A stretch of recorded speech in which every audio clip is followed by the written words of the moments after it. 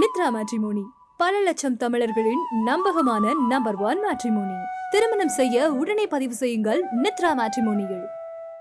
காசாவில் போர் நிறுத்தத்திற்கான ஐக்கிய நாடுகள் பொது அவை வாக்கெடுப்பில் வாக்களிக்க மறுத்திருப்பதன் மூலம் இந்த விவகாரத்தில் 6 மாதத்திற்கு முந்தைய நிலைப்பாட்டை இந்தியா மாற்றிக்கொண்டுள்ளது. ஐநா பொது அவையில் கடந்த 4 ஆண்டுகளில் இஸ்ரேலின் மனித உரிமை மீறல்களை விமர்சிக்கும் வகையிலான 4 தீர்மானங்களில் இந்தியா 3இல் வாக்களிக்கவில்லை. 2024 டிசம்பர் 13 அன்று காசாவில் போர் நிறுத்தத்தை வலியுறுத்தும் தீர்மானத்தில் மட்டுமே இந்தியா ஆதரித்து வாக்களித்தது. வியாழக்கிழமையன்று ஸ்பெயின் கொண்டு வந்த போர் நிறுத்தத்திற்கான தீர்மானத்தில் 149 நாடுகள் ஆதரவாக வாக்களித்தன. இந்தியா உள்பட 19 நாடுகள் வாக்களிக்க மறுத்துவிட்டன. இஸ்ரேல், அமெரிக்கா உள்ளிட்ட 10 நாடுகள் எதிர்த்து வாக்களித்தன.